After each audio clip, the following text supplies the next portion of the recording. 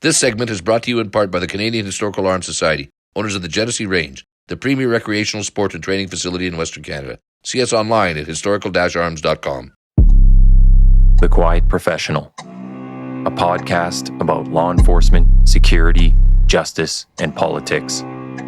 We are digging deeper on the issues and going where the information takes us with access to experts and authorities. Welcome to The Quiet Professional. Hey everybody, welcome to The Quiet Professional. Today we've got quite the personal story of a career in law enforcement and the embodiment of a true quiet professional.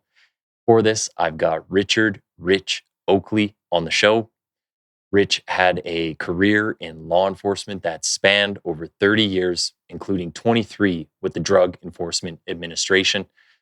Rich's career was highlighted by expertise in narcotics investigations, undercover work, and leadership in operational planning. Now, he is giving back by sharing his experiences and knowledge. Rich is one of the contributors to the book Wounds to Wisdom, which talks about real experiences, trauma, and recovery. So welcome, Rich. Thank you, Nathan. Glad to be here. Thanks for having me. Hey, I'm glad to have you here. And you know what? Thanks. I can't remember if I think you reached out and then we were chatting. And I'm glad that we were able to connect. So thank you for doing that. And I've listened to a bunch of your story through some other podcasts that you've been on. And wow, what a story. So, we'll talk a bit about your past and your experiences, and then we'll get into what you're doing today. So I think it'll be, people will get a lot from this. Thank you. So, you know what, wherever you'd like to start, maybe kind of, we'll start there, go to the beginning, and we'll kind of walk through some of your life. Okay. I started my law enforcement career in 1967. I was with the New Brunswick, New Jersey Police Department.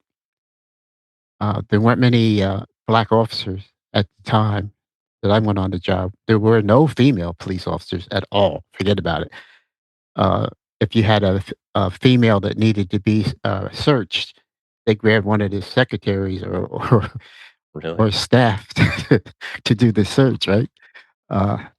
Totally different than today. I think it was about a year and a half on the job.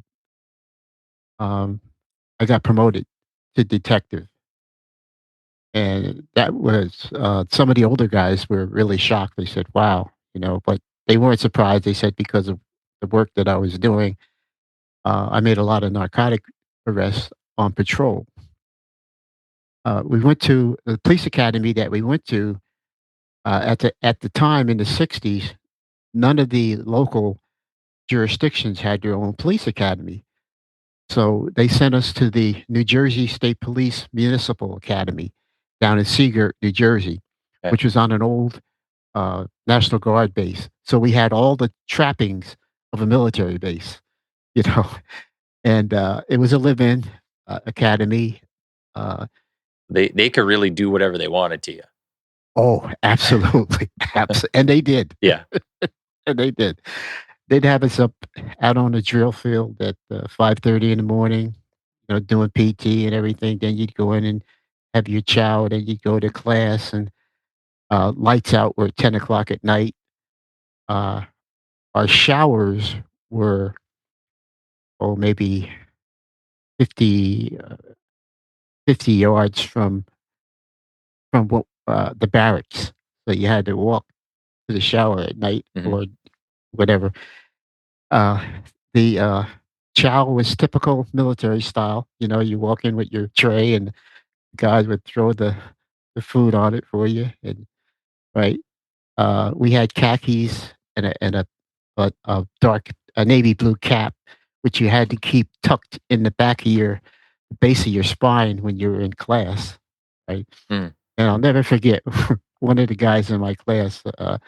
He had to go to the bathroom real bad, and they told him to go. And he comes back and he doesn't have his hat. And one of the troopers said, "Where's your hat, recruit?" It fell in the toilet. It's staying there. or get it and put it on. Oh, But that was funny. So the class was 6 weeks long, and they taught us, you know, all the law, all the pertinent law at that time. Uh, but then I when I first got out of the academy, I was assigned to patrol. My first uh, beat was before you could do a solo in a cruiser. We didn't have training officers at the time. You had to do walking patrol. you did 6 weeks in class and then just go straight onto the street by yourself. Yeah, Crazy. yeah, yeah, We do 6 months now, and then you still get months of training with a training officer. yeah. Wow. No, right out to the street, and so I had a walking beat, and which turned out to be very good for because on one podcast somebody asked me, said, "You know what, man, you guys were actually doing community policing before it even became a novelty." Yeah. I said, "Yeah," and learned a lot from that. You know, because you were engaged with the community, with the people. Uh, Oftentimes, if something went down, I could somebody would call me and say, "Hey, you're looking for so and so."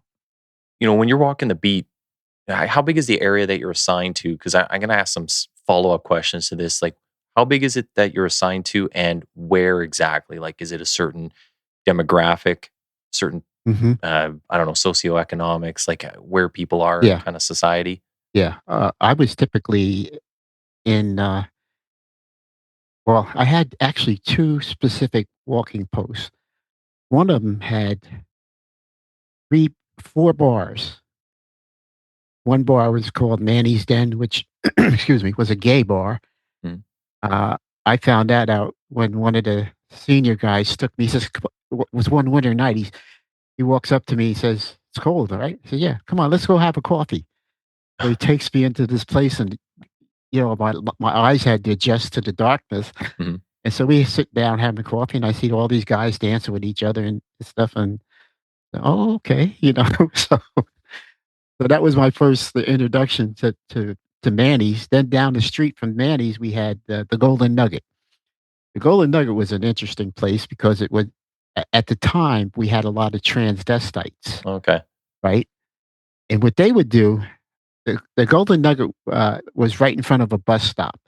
So a lot of the businessmen come into town, they get off at that stop, and they say, "Oh, there's a bar. We want to have a beer or whatever." So they go in there, and oftentimes they'd wind up at the local Howard Johnson's with a transvestite Mm. and be robbed of their monies and everything else, right? I think was it when you do marketing, it's like location is key. So I mean, you you Yes, found the bus stop. Yeah, that's a good spot for them, I guess. indeed. And then around the corner, I had Louis Bar, which was kind of uh, a local hangout. Then I had the Riverview, which was actually more than that. Riverview was down the road. That was kind of the really low end uh, bar with mostly the winos and and stuff like that. And then I had can't think of the name of it, but the other bar was more of a businessman, professional type. Suits and ties. Yeah, Yeah. yeah.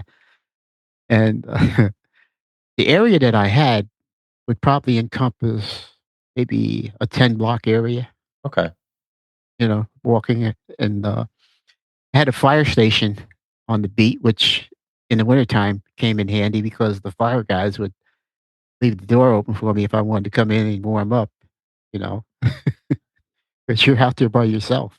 Can I ask too, and maybe just a little bit of a rewind? So when you're getting into class, and then you're, maybe even leading up to that, because we were talking about this a bit before we even started the recording. You know, being a black officer in that time, what did the family think of it, and then what was your experience kind of going through class? Because obviously, race relations are very different at this time, so it's worth mentioning. Yeah, for sure. One of my aunts, my aunt's, when she found out I was going on the police department, she called me, she said, "Why do you wanna do that? I'd rather see you be a garbage man." Mhm. And I was like, "Whoa, okay." The academy, I think I wanna remember, I have the full roster from my academy class. In fact, last year, I contacted them, and they sent me all the information that they had, including all my scores Okay. and stuff, which was pretty cool. Yeah. But, there were very few. I think there may be 4 of us were African American. There might have been 1 Hispanic in the class, Mhm. and, we lost some people early on. They said, "No, this is not for me," you know? Yeah. Um, but even in the police department, it was one of those things where we were considered a necessary evil, right? They really didn't want you. They really didn't want you, and I can remember one day, riding with a guy in a patrol car. I was shotgun, and, he sees a black guy come out of the projects with a white girl, and he says, "Look at that woman. Look at her. She's throwing her life away with that N," Mhm. and, then he looked over at me and said, "Well, you're different. You're different." I said, "Okay, okay." Throw in, like, the little side comment like, "Oh, but, I mean, not Yeah, you." It's like, yeah, yeah, well, you yeah. can't "You're still can't blue. say that. Yeah. Yeah, you're blue. Yeah. You're different." I said, "Okay." But did your family so, within the police service, you're getting that kind of experience. Of your family, like, what when you're growing up, what's their impression of police? And then what ultimately made you decide to even consider going into policing? Yeah, good question. My dad, was World War II Navy. I had, 5 uncles, that were, Army, World War II Army. They were over in Germany. Um, I had one uncle, a Marine, who fought in Korea, and, my dad passed away when I was 13 years old, and, I was just I was lost, Mm, you know, and, there were a couple of police officers in town that knew my dad had passed away. They knew me, and they befriended me, and I'll never forget that. And it was because of them, I watched them police. I watched how they handled people, you know? Like, if you were standing on the corner at night, some of us would be out there, like, 2 o'clock in the morning. We had a little singing group, and if they rolled up on us, they would say, "Hey, guys, you wanna keep it down, your people are trying to get some rest," or whatever, "Oh, okay." yeah. Uh, so they kinda, based on what I was seeing and admiring in them, I always thought that I wanted to be a police officer. So that started when I was about 13, that I knew that that's eventually what I wanted to do. Despite some of the stuff that I was hearing, like, in the neighborhood. I was a Boy Scout, and, so I always tell people my first oath was the Scout oath, you Yeah. know? Uh, and then so I came from a patriotic family, and, my dream job at that once I knew that that's what I wanted to do, that became my dream to become, a police officer. I was in, architecture. I was a draftsman, so, you know, uh, and then I got tired of looking at the clock all day long, saying, "Oh, Yeah. man," you know? And then, you could go out in the field. If you had a project that you were working on, you can go out in the field every once in a while and look at it, but that was it. So, when that opportunity came along, I jumped at it, Okay. you know? And it was during a time, during the Vietnam War. So you had active recruiting for police officers, and also you had the draft going on, right, at the same time. In fact, the government was offering Vietnam, uh, veterans, uh, early out if they said they would join a police department. They'd give them 6 months off their enlistment Oh, wow. if they if they wanted to go into to police work. So we did wind up with uh, quite a few Vietnam veterans that joined the police department too. So, and where does all the stuff that's happening outside, like politically within society, is any of that kind of factoring into your decision to go in policing? Like, I know you say you have all these role models who show you what service is about and patriotism, but does anything kind of creep in, or do you at any point kind of go like, maybe this isn't for me because of race, or is that you're just really focused on the goal and you're like, policing's policing, I want to go do that. Good question. There were moments when I would say, did I do the right thing? Hmm. But then there were so many different positive experiences that I was having with people in the community and stuff like that, and I really thought that, you know what, I could make a difference, Yeah. you know, and I felt that if enough people felt that way, don't look at it as just a paycheck, go in there with a desire to want to change people's perceptions about police officers and policing and stuff like that. That gave me the uh, the juice to continue pushing. Yeah. You know, I think it's good advice. That's something that I think a lot of people, you spend a few years in policing, you kind of lose it. You get a little jaded in there. So you make all the effort you can, and you're like, "Am I making a difference?" It still looks kind of grimy out here, some parts of it. So, okay, well, where does your career go from here? You started with New Brunswick. Uh, you spent a very short time there, right? I think it was a couple years, 3 years, let's see, 67. I left there in 72, 72. and then I had 6 months out of the academy. I was kidnapped uh, by four people that had just robbed a local shoe store. I was off duty when it happened. I saw them in the neighborhood, and uh, I knew them. And so when I saw them, I pulled my car over and I got out and I said, "Hey, no, I don't have anything on me. I just got home, took off all my gear. All I had on was a t-shirt and my uniform pants."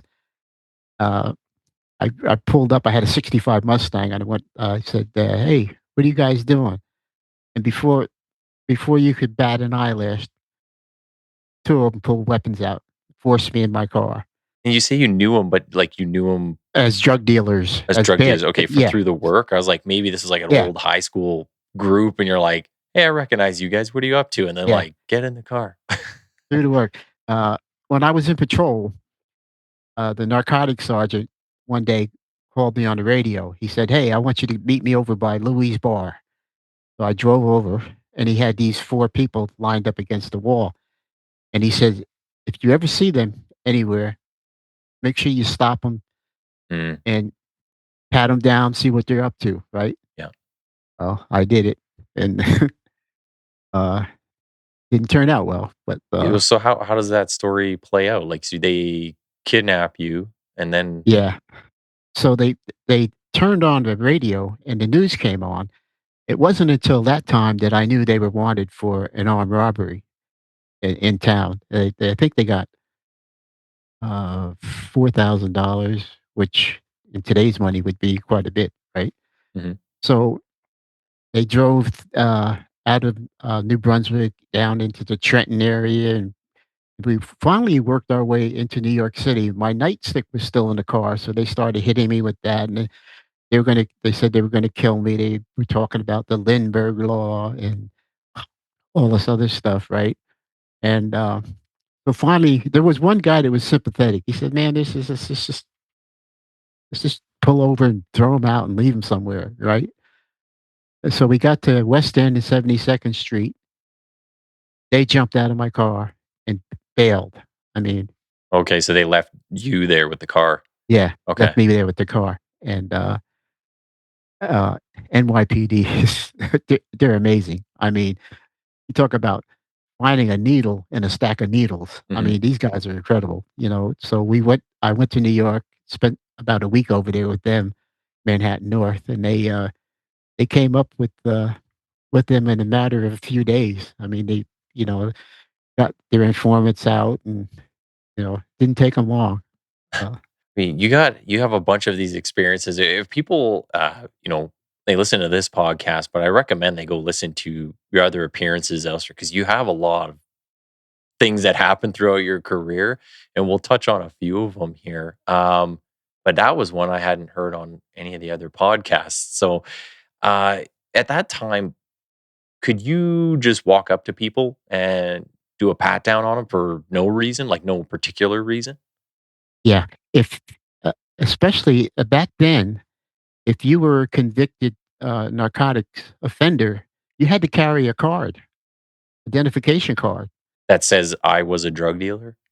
Yeah, yeah, Okay. and of course that got many years, decades ago, that got overruled, uh, like banned. But anyway, yeah, you had to have that card with you, and you could just get up against the wall, pat them down, you know.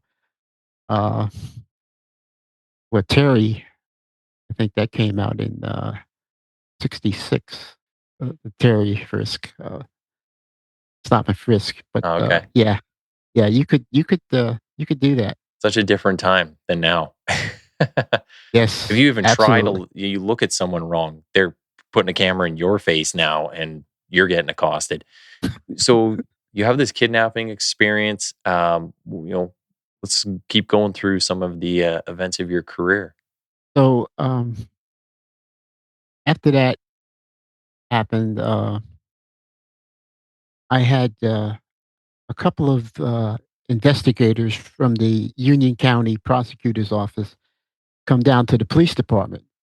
They were located in Elizabeth, New Jersey, and they were looking for somebody to work undercover.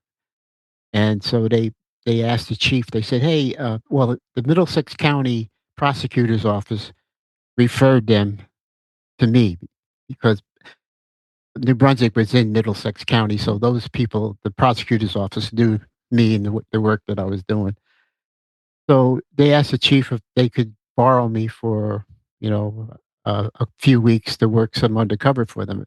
He agreed, and I went to work for them. Now, my starting salary in the police department was $5,000 a year. Okay. And so I go and I'm doing all this undercover work for them. And I asked them, I said, "Hey, how much you guys make?" "Oh, it's $10,000. I'm looking at myself and I'm saying, you need any help? Yeah, exactly. Right? And they said, "Yeah, absolutely." So I went through the process. I got hired. I went back. The police director gave me a 6-month leave of absence. Reluctantly, he didn't want to do it because he kept promising me that if I stayed, they were going to form another narcotic squad and he was going to put me in charge of it and all this other stuff. So I went with the county prosecutor's office.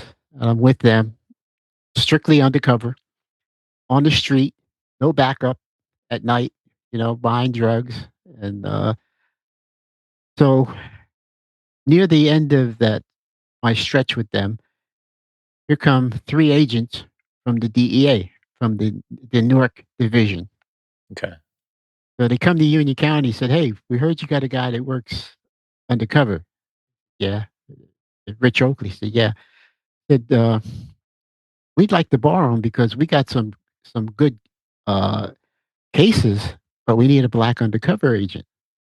DEA didn't have any at the time because it was fairly new. They were just starting out, right? So I went and worked for them for a couple of months, making undercover buys and stuff. And then at the end, one of the agents walks over to me and hands me an application. He says, DEA is looking for guys like you. And he handed me the application. I said, I'm good. I'm good. I'm okay. Well, I filled it out anyway and sent it in, not expecting to hear anything. Uh, and then about a year later, I get a letter in the mail saying, "Hey, we want you to come to New York for a panel interview." So I went to New York, and I think there were 5 or 6 of us that they were interviewing.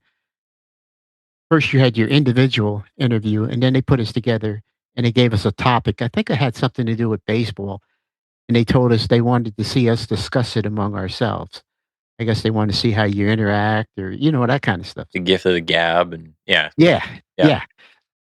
So when it was over, one of the guys on my panel said, "Hey, I want you to hang around, stick around. I want you to come upstairs. I want to talk to you about the job."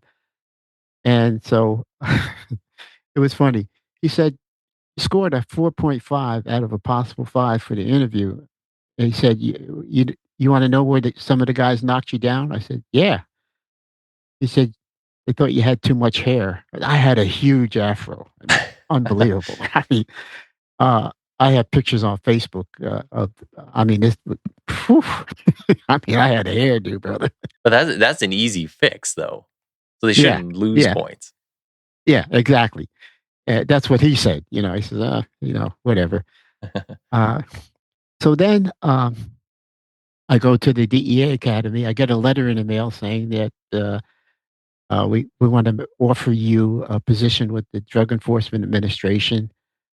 Um, Academy class starting in January of '74, and in Washington D.C. So at that time, DEA didn't even have its own academy. I mean, we had some buildings that we owned at 1405 I Street. We had a gymnasium, and then above the gymnasium, we had a range, right? Mhm. So, and then classroom, we had a special classroom. But at that time, when you went to training, they would advance you funds that you were supposed to hold on to. And the first day of class, they would tell you, don't go out and buy any suits, don't go out and buy clothes, and go shopping with this money because if you get kicked out of here, we want that money back the day you get kicked out. Oh yeah, yeah. So put it in the bank and leave it. So I go through this academy was 3 months. Yeah, 3 months. And it was January. So our range um, upstairs, the vent broke. So environmentally, we couldn't use it because all of that gunpowder Mhm. wasn't being pulled out of the air. So they bussed us to Quantico down to Camp Upshur at the Marine Corps base to use their ranges. So we're in outdoor ranges in January, right? Whew. When we go through recruit training up here, like depending when your class is, yeah, you could be there right through winter, and it sucks. Yeah, exactly. Yeah. So I get out of the academy. Uh, I get assigned to the New York division. First day I show up, I'm waiting to get sworn in, and at the time they had what they called regional directors. So they had maybe 2 or 3 divisions under their umbrella, and so I'll never forget the regional director at the time was John Fallon. So he calls me in his office and said, "I'm ready to swear you in." And he's got all these papers on his desk, and he says, I've been looking at your background, and I see they're bringing you. They want to hire you as a GS7." He said, "But we're hiring New York cops at GS9s with the same background you have." So he started writing something. He says, "When we're finished, take this paper over to personnel." And as I'm walking over, I look at it and says, up, up his grade to a GS9. I was like, "Oh shoot, sworn in and promoted the same day." Yeah. Wow. That's gotta be a record. Yeah. I mean, that was, whew, blew me away. So I'm in New York, and well, before I went to the academy, there was an agent well-known agent in New York at the time. In fact, he was well known throughout the country. He looked at me and said, "If it was up to me, I'd give you a gun and badge right now and put your ass out in the street. To the hell with the academy." I said, "Oh, okay." Yeah. So um, I'm in uh, I'm in New York, like I said. Um, in the sack from the New Jersey Newark office. he came over for a meeting, and he sees me. He says, "Oh," he says, "You're over here." I said, "Yeah." He said, "I got to get you over to Newark." Okay, so maybe a month or two later, next thing I know, I'm getting orders to report to the Newark division. Are you like centrally located at this time, like your residence, or are you able to drive from there, or do you got to move homes every time? Well, when I was New York was brutal because I had to catch a bus, right? Uh, they didn't assign you a G car Mm, at that time, but so I lived in Bloomfield, New Jersey at the time, which wasn't too bad of a commute, but you had to drive your own car, you know. yeah.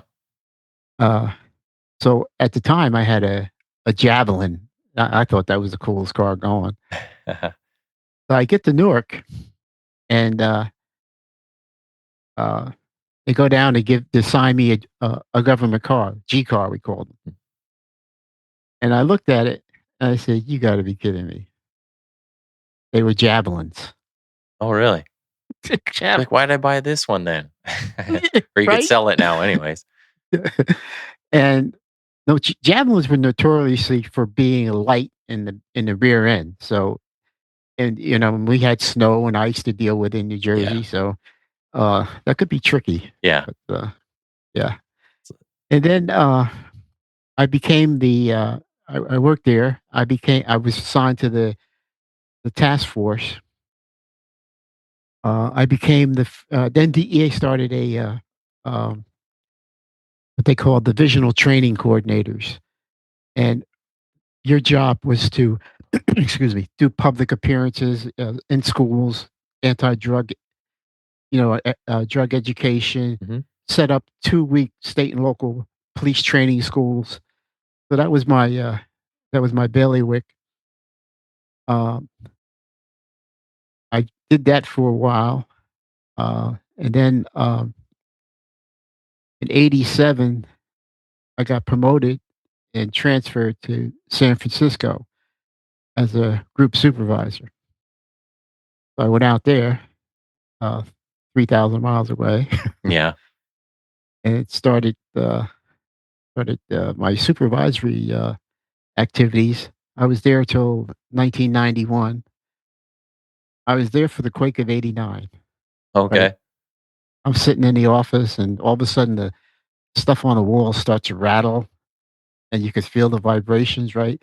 And I hear the agents in the group, "Oh, oh, ow, what's going on?" And I walk out and say, "Calm down, guys. It's going to be okay. We're on the 13th floor." And somebody said, "Well, the buildings they're built on rollers." I said, "Yeah, but you know the government, lowest bidder. Yeah, You, exactly. you, you don't know what you're getting." So I did my time out there, which was it's pretty cool time. We worked a lot over in Oakland, and Oakland was like we'd sit out on surveillance, and all night long, all you heard was automatic gunfire going off. Wow, really? Uh, So it's like a war zone out there. oh yeah, yeah, it was wild. When you're out in San Francisco, is this kind of skipping past some of your UC career, like some of the stuff you had done during that? Yeah, yeah. Okay, if we could go back a little bit, because I don't want to go too far, because I think some of these experiences will really play into what you're doing now, Hmm. and some of the writing that you're doing. There was one I was listening to. You had spoken about doing Undercover with the Black Panthers Yeah, and your experiences in there, and I was hoping you could get into that a little bit and talk us through that. I imagine that would just be a pretty interesting time to say the least. Maybe some scary events, but can you yeah. walk us through some of that? Sure, sure. Um, Now, when I was in that was during the time I was in the police department, and Mm, the Panther Party was very active at the time. Um, I was on a foot patrol downtown New Brunswick, and I see one of my high school, not classmate, but somebody that was in high school at the same time that I was at a different grade level. So I walked up to him and I said, "Hey, Billy, what's going on?" He looked me in the eyes and said, "I don't know you, pig." I said, "Oh, okay." So walked away from he happened to be the head of the party in our local area at the time. Oh, And so when they told me they wanted me to infiltrate, the only hesitancy I had is I said, "You know, this guy knows me, and this could be a little bit risky." But when he saw me, I was clean cut, you oh, know, okay. high and tight, you know. Yeah. But when I went undercover, I had this huge afro. I wore an army field jacket, bell bottom jeans, stuff like that. So you know, I think I had an earring at the time too, which was not usually not usual back then, right? Well, when they asked you to infiltrate, what were they asking you to infiltrate for? Like, was it Intel. intel? Okay. Yeah, go in and see what you can find out, you know, what's going on. And they had an office, an auxiliary office that was across the street from our police Hmm. department.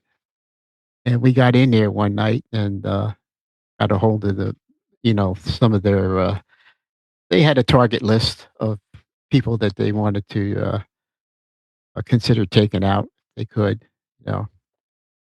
But their main headquarters was in Jersey City, and they had a brick front building, sandbags around. I mean, they were ready. Wow. Yeah. So, yeah, that was that experience. So if they were to find out that you were a police officer at any point in time, like, would you fear for your life? Like, they would actually try to kill you, you think?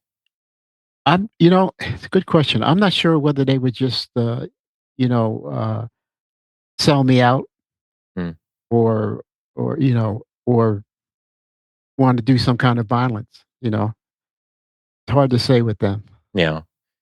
Did you at any point, I'm not trying to make it sound like an interrogation. I'm just very curious because I haven't talked to anybody who's done this before.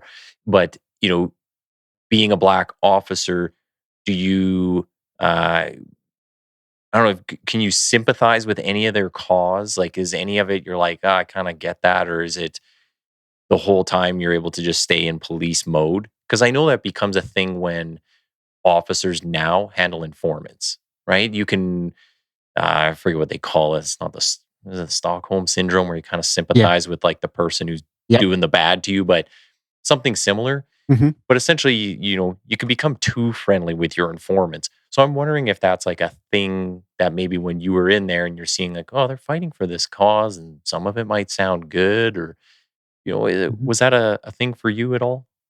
No, I mean, they started out with a feeding program where they would have the school kids come for breakfast every morning before school. So they were feeding kids. They were trying to help out the underprivileged Mhm. at the time. So they had that side of them, but then they had the anti-police side, you know, of them that was where they were very vocal, very vocal. You know, Yeah. that's where the term "pig" came out. You know, they started as the pigs. We had the underground weathermen. You know, active at the time. The Black Symbionese Army uh, active at the time. So there were a lot of anti-police groups out there during that time in the '60s that were anti-government, uh, anti-police, anti-establishment. So did you like when you go home at night though? You never worry any of these groups even or someone from the Black Panthers kind of coming by or figuring out who you are or anything like that? You think about it, you know, um, especially where at the time where I was a police officer, you had to live in the city. I mean, you can't live in some other town and then commute into work. You had to live. Is that a requirement? Yeah, that was a Okay. requirement. Yeah. Yeah.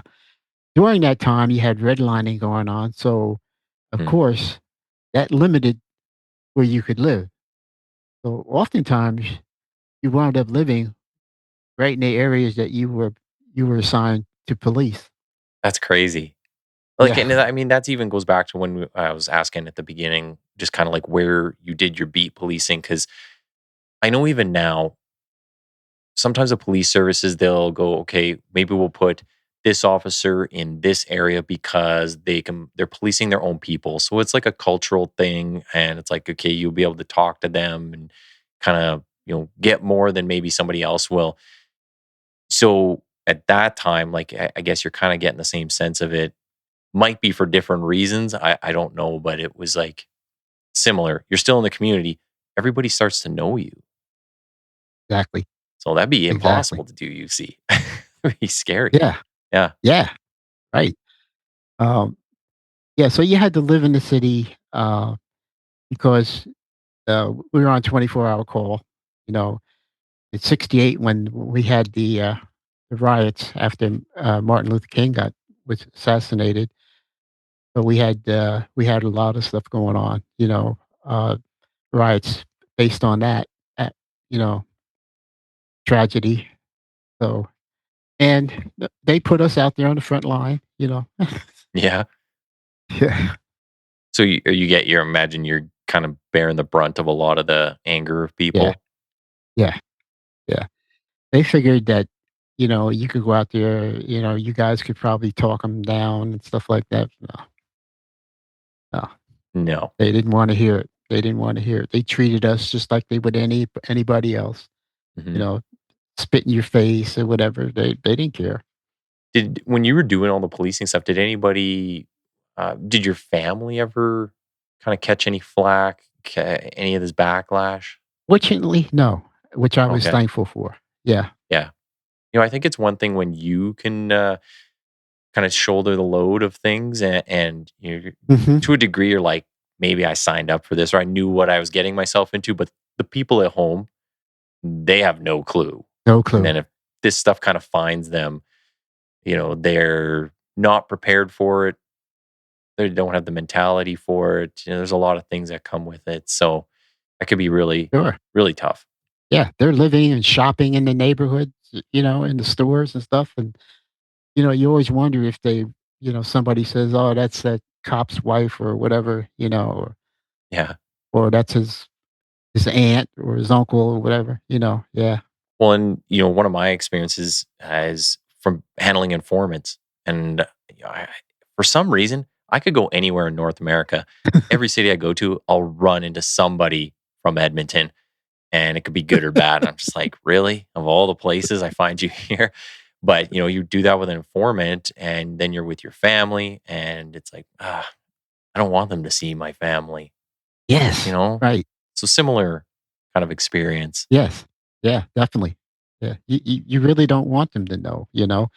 When I worked undercover for DEA, I wouldn't even wear my wedding band or anything like that, and, uh, I wouldn't put pictures on my desk, because if I ever had to bring somebody into my office, I didn't want them to see see my family, Yeah. right? Even though I was in a wider I mean, they could send me anywhere in the US, which they did. I mean, I worked, undercover in quite a few cities, even, in, Tijuana Oh yeah. for Okay. for a little bit, yeah. Uh, that's a crazy experience because you can't carry a weapon in Mexico. With what they're using nowadays, I don't know if you'd carry a big enough weapon down there. Exactly. Exactly. You'd be rolling with a whole army. Yeah. One of the experiences that you had mentioned on another show, I made a note here. So you were walking into a park. Someone ends up shooting at you. It has a pastor ends Oh, up yeah. saving you. Yeah. I thought this was Yeah. just a crazy story. It was. Yeah. You talk Yeah. about this experience? Sure, sure. I was working too, back in, January of 1980, DEA headquarters sent out a teletype that saying and they targeted divisions that said, "Hey, you guys aren't doing enough about the heroin problem." Newark was one of the targeted, locations. So the special agent in charge had a all hands on deck meeting, told us, you guys need to start doing something. So after the meeting, I called up an informant and he said, yeah. So we got together and I had look, two groups that I targeted. One I would deal with in the morning, one I'd deal with at night. Well, one group was doing $40,000 of heroin a day, sales of heroin a day. Mhm.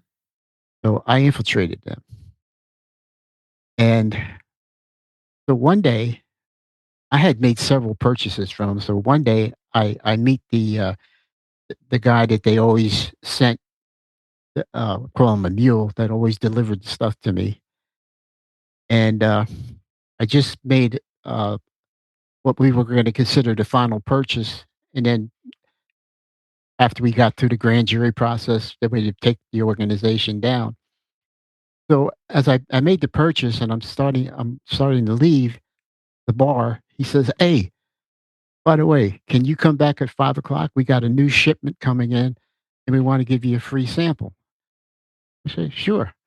So I zoomed back to the federal building, secured secured the evidence and all, put it in a vault. And my backup team was Newark Narcotics Squad members. So they knew my routine. They had been working with me so long that, Okay. I mean, I they just knew my body language, so Yeah. they were good. And so we go back. I get in the car. I had the informant with me, and we drive up back to the bar where this guy said he was going to meet me. He's standing on the corner.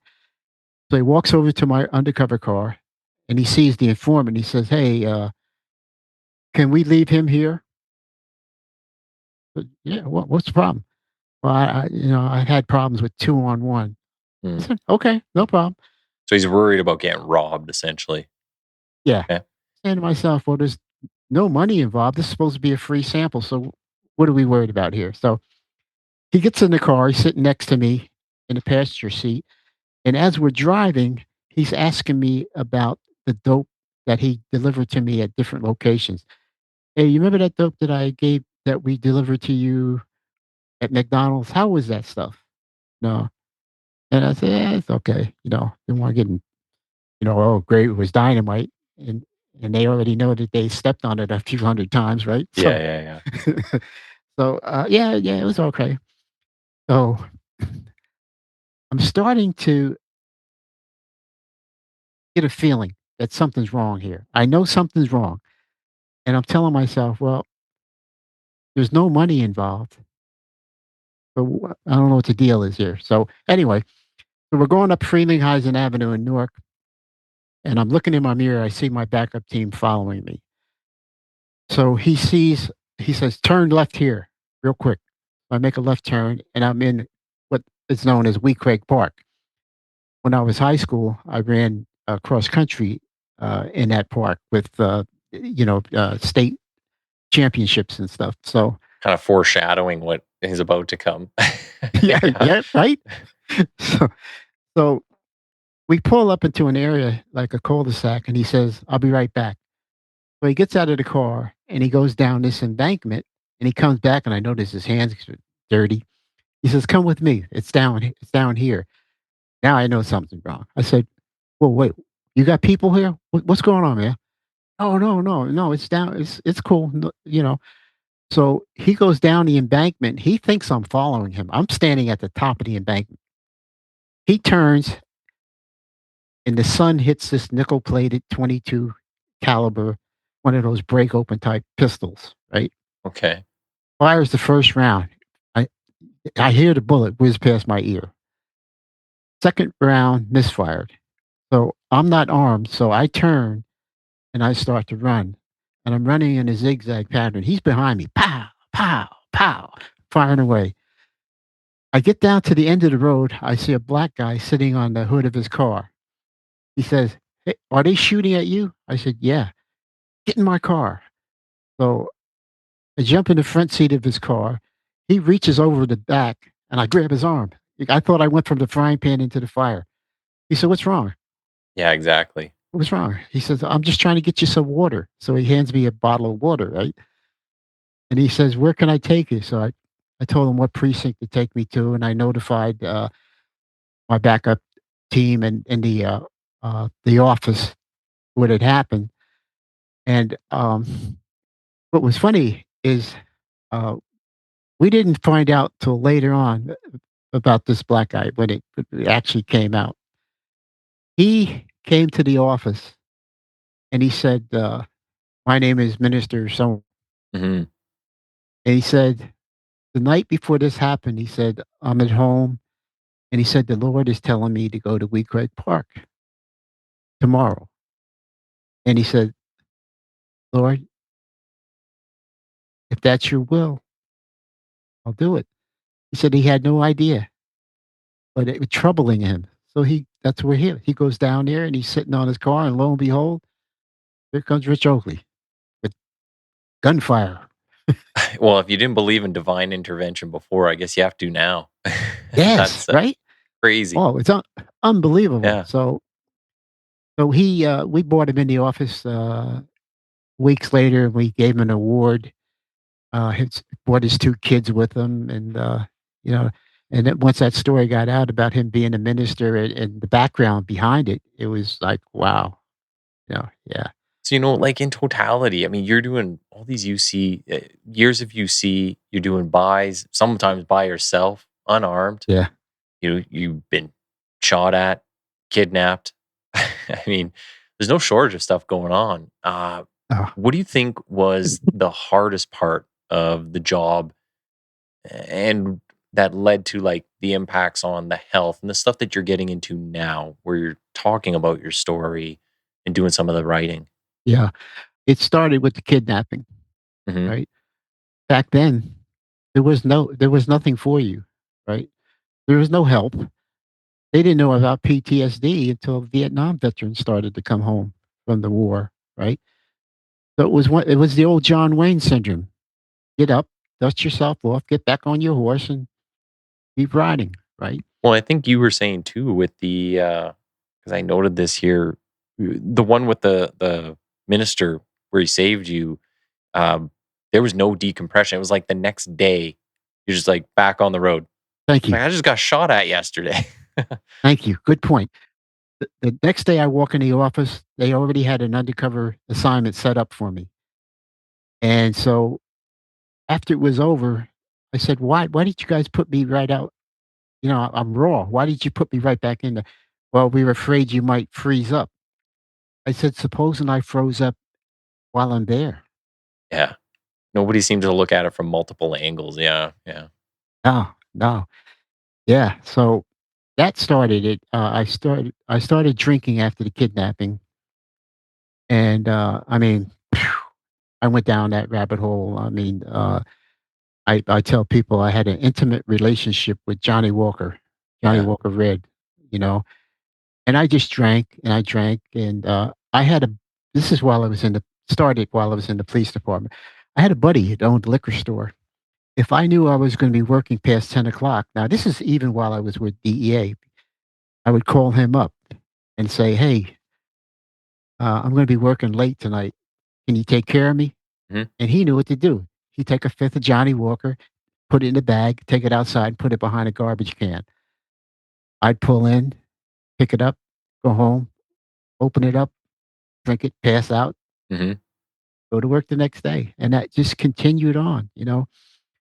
Uh, there came a couple points in my life where uh, one in particular where I just said, you know what, I can't do this anymore. And I got in my car, I had my pistol with me, and I thought about, you know, then I thought about my mother. I said, wow, I said, how is she going to take this? And then I thought about my family. You know, I said, this is not going to go well. So I changed my mind. Then I thought about it and I said, you know what? If when you're working enough undercover, if they take you out undercover, you're going to go out as a hero, have that big funeral and all this other stuff. Whereas if you took your own life, if you died by suicide, you're not going to get that. Yeah, and I guess maybe, especially in that time, if you do suicide, people would be calling you like a coward, something. Yeah, yeah. Whereas, and I've heard of this. I don't know the scientific term for it, but it's like where you take greater risks. Hmm. You put yourself in harm's way where it's like you didn't need to, or you do things that are, Yeah. let's say, like maybe bad tactics, but Hmm. yeah, you kind of put yourself in that situation where it's like, okay, well, if I get killed, then I get killed, but I'll be the hero. Yeah. Mm. And you, good point, Nathan. The other part of that is if you do these things long enough, you become complacent. It becomes in your head, it's just another Mhm. undercover deal, right? But it's not. They're all different. Every one of them is different, and all the players are different, different mindsets, different attitudes. You're saying as like a traumatic experience? Yeah. Like, okay, Mhm. so everyone, yeah, I could see that. Yeah. How people would Yeah. say, well, you see is you see. So the whole time Yeah. there, one event, like it's all Yeah. just together, but it's not because, yeah, they're No. all different experiences and different things Right. happening. Hmm. And then while I was in the police department, I also worked homicides. So uh, that played. I mean, my first homicide was a suicide by train. I Mm. jumped out in front of a train, and so I'm waiting there on the location for the medical examiner, the team to come down, and then they hand me a bag. We didn't have gloves at that time. Oh, really? So walking around picking up brain matter, body parts, putting them in a bag. And so I had a family of 5 that was burned up in a car crash on Thanksgiving Eve, and I had to go to that autopsy. And you couldn't tell male, female, or whatever it was. And I remember when the medical examiner cut open the flesh, and I couldn't eat roast beef for the longest time because of that, Yeah. the appearance and stuff. Uh, the brain matter, I stayed away from spaghetti for a while, you Mhm. know? I have a lot of similar experiences where, some of the autopsies I've been to, people I've worked with, not on the police side, but some people on the criminal side of things where you're like, man, I was just talking to this person, right? Like, even though they were doing bad, I was just talking to them yesterday. And it's weird to see the next day they might be in this situation. And then, yeah, I mean, I stayed away from ribs for a while after I saw somebody get the bone saw or whatever it's called go Yeah, through them. And yeah, I was like, wow, we right? just look like a side of pork. Like, that's all. Yes, So exactly. I stayed away Yeah, from that for a long time. and the thing too, I used to feel sorry for the families, Hmm. you know, because, I mean, they didn't know what was going on. I mean, the person's dead, so you say, "Okay, they're not feeling anything." But but still, just the idea to see a person dissected, when they cut around the scalp and they Yeah. pull the hair over the Yeah. face to take out the brain cavity and stuff, and, like you said, break open the rib cage and I used to help the medical examiner. He would hand me I put on the apron and the gloves. He'd give me the heart. I'd put it on the scale, weigh it, go to the board and write down how Oh, many wow. grams, you know. Doc Willens, he loved he said, "Here comes my helper." See, this is something like up here in Canada. So we have the Royal Canadian Mounted Police. They do Right. much of the rural policing. They have some city stuff too, municipal. But when I first started, I was with them for a couple of years, and Mhm. where I was, if somebody died, the ME would send out like body removal. So they call one of the funeral homes or somewhere. They'd send the people out. Right. Well, I remember one they sent out. It was like I gotta say it was like a really old lady, and she showed up by herself. Like, you're it. You're the only person coming to move. So a few times I had to help move the body, right? And this is people die by suicide, murders, all kinds of things. Um, so that was quite the experience. So it just makes me think when you're talking about helping with these autopsies. I mean, I'm doing the body removal, and you get people in all kinds of states. It's very gross. It's not a good Yeah. experience. No, it's not, especially when you come across the decomposition, Hmm. right? That's a smell that you'll never ever forget. Yeah, 100%. The fresh blood or even the stale blood at an autopsy, you'll never forget those smells, the sounds and stuff like that. They live with you And, like I say now, nothing prepares you for the job. Mhm. I mean, they train you physically, they academically, but they do nothing for your mental health. Kind of on that, one thing I do want to make sure we mention is just your experience when your one of your mentors died by suicide. Do you want to talk about that? Yeah, my first partner, uh, in DEA, Marine Corps veteran, Vietnam, 2 tours, and, I mean, he was a tough guy, and when he got transferred, I never re he went to the supervisor and said, "Make sure you look out for him, you know, Yeah. if you give him a partner, make sure you give him a good partner," and, I'll never forget that. So, I'm in San Francisco, he's in New Jersey, and he's teaching street survival course for state and local police officers, and I get a call, and, they said, "Hey, Rich, Chuck died by suicide." I said, "What? Kidding me?" "No." So, what happened was that morning, his attorney called him, and he was going through a divorce and said that, "Your wife's gonna get 70% of your pension." And he said, "Well, how the hell do they expect me to live?" Right? Yeah. So, he took his pistol, put it to his heart, and pulled the trigger. Because when they went into the room, there was very little blood, because that bullet hit the heart and the heart stopped beating, right? So, maid comes, she opens the door, she knocks, nobody said anything, so she opened the door. She sees a guy sitting at the table with the newspaper open. She closes the door real quick. She waits an hour, she goes back, hasn't moved. So she gets the manager. They go in and they find out that he's deceased. Mm. And, yeah, I remember having conversations with him. We would talk on the phone while I was in San Francisco, and one night he told me, he was down to Quantico in the training, and they sent him up for this program. He said, "Yeah, some of the guys are telling me I should that why don't you go up to New Jersey, man? I bet some guys sleeping in your bed and stuff like." I said, "You don't wanna get involved in that. Don't go up there. Mhm. No, don't just walk away from those guys, tune them out, but you don't wanna go up there." And, I was able to convince him that that was not a good thing. Yeah.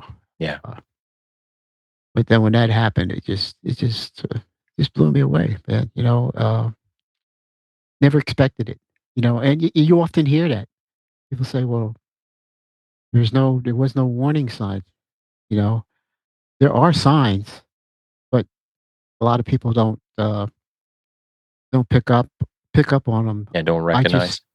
don't recognize them, right? Yeah. And so that has prompted me. I've been doing a lot of suicide training, uh, QPR, whatever I can get my hands on, online training, Safe Leo, um, stuff like that.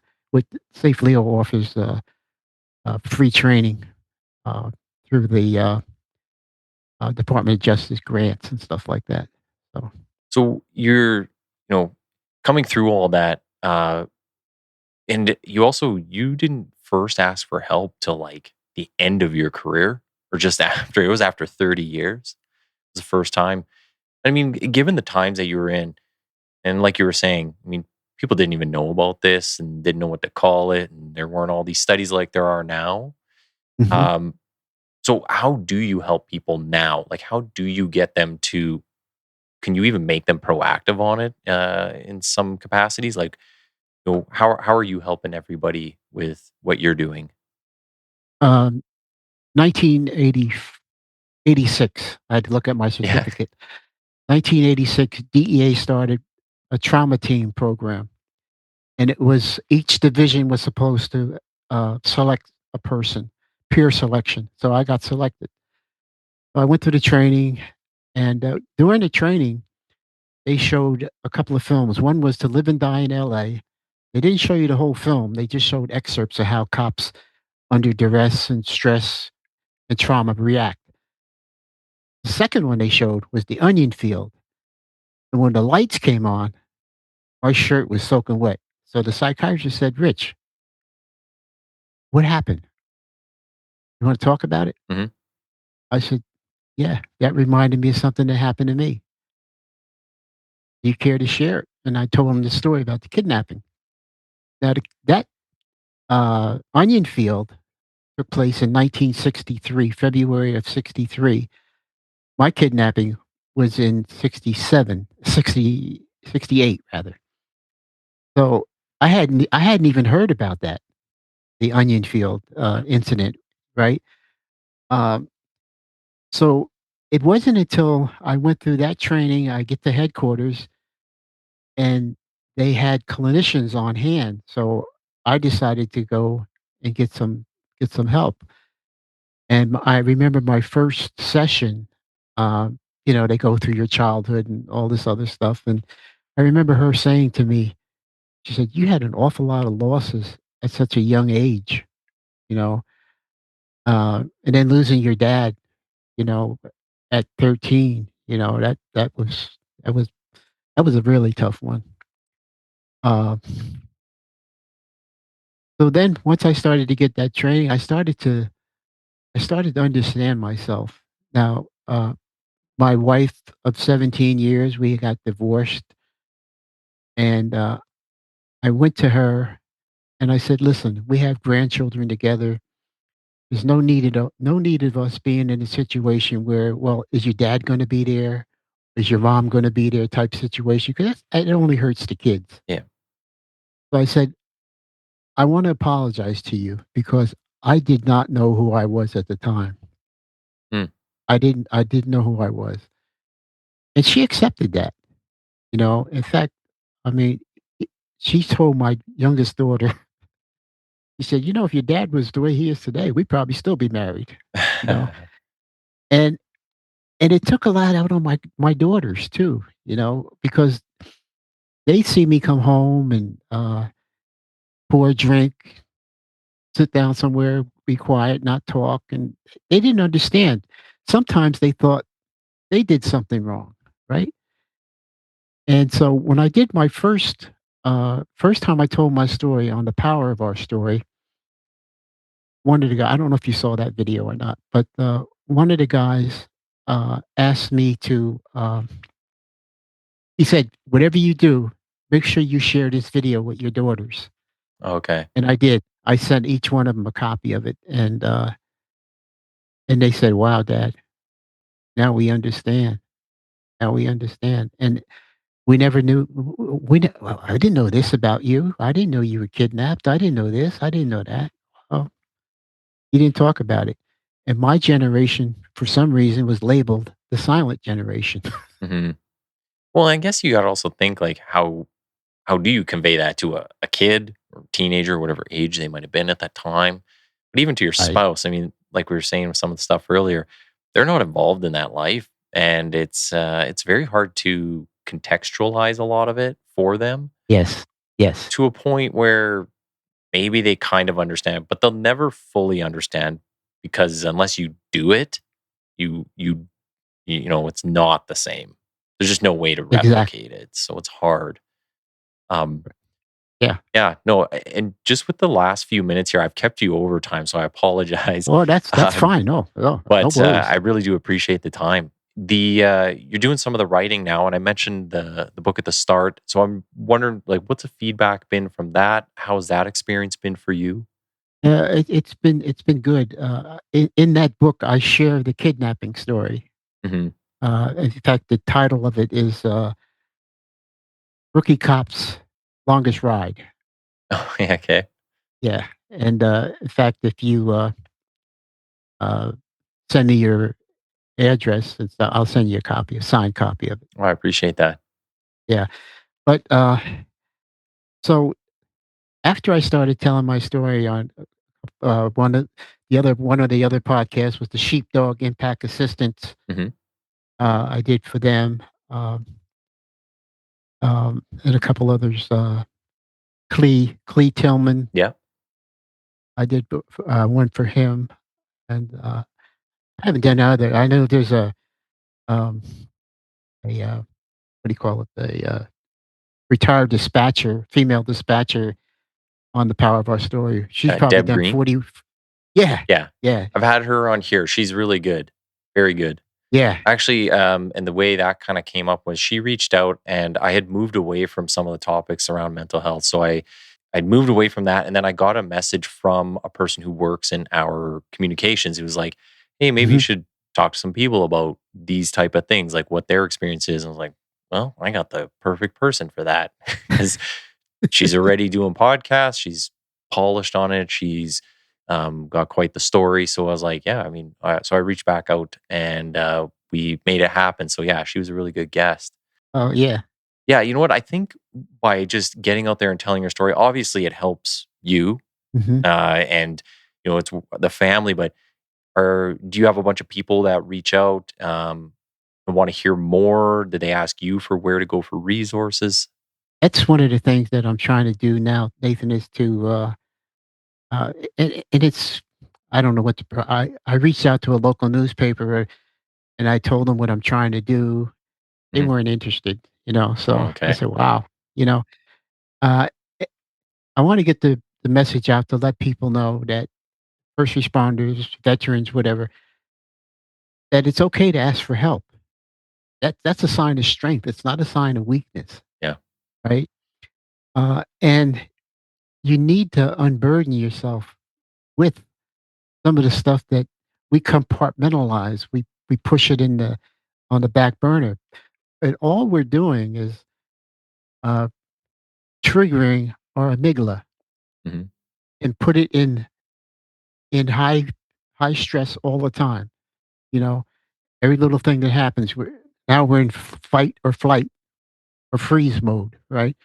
So you got to get the brain out of that mode, and the only way you can do that is rewiring the brain, telling the story, and reframing some of the things that happened. Well, this happened, but what did I learn from it? Okay. Stuff like that. But Yeah. hopefully, I'll gain some traction.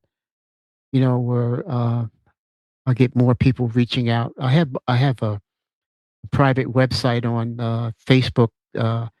Friends who honor law enforcement and first responders. And so I got a lot of people in that group where every once in a while somebody will say, "Hey, can we talk?" Good. And Well, you know what? I mean, that's the purpose of doing this show and all those other ones you've done. I would encourage people to look at the episode description because I'll put all the links in there as mhm. well. Um, you know, but kind of on a final word, because I think that's a good advice and good place to wrap this. Where can people find you and your work? Where would you direct them to? I have a Linktree account, but I haven't figured out how to add it to Facebook. But I think I've Okay. added it. I've added it on Instagram. On Instagram, my Hmm. my handle there is Papa Bear 1943. Papa Bear is the name given to me by my oldest daughter. So that and also a Facebook, Richard T. Oakley. That's my thing there. But once I get that uh, Linktree uh, on Facebook, that'll be a good spot. Also, they could email me at. I have a special email for that. It's ASAC, ASAC Hmm. 1811 at gmail.com. Okay. I'll get that up in the episode description. We'll make sure it's the correct one. And in case that something's off in there. But yeah, no, I'm really glad we could connect on this. And I appreciate the work that you have done and that you continue to do because you do make a difference. Uh, Obviously, I mean, people are reaching out. You've been on a number of podcasts, number of shows, Yeah, and now you're doing the authoring thing. So it's having an impact whether you know it or not. yeah. So Thank you.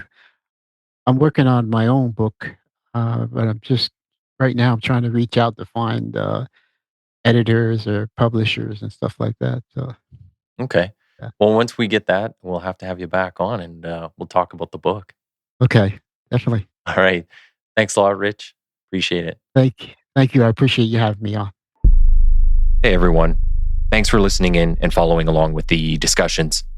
Be sure to click the follow or subscribe button on your respective listening platform. Also, check out the Quiet Professional on X and Instagram under TQP780. And most importantly, please share where you can. Everyone has a part to play in getting these education and information pieces out there, so pass it along. Thanks again.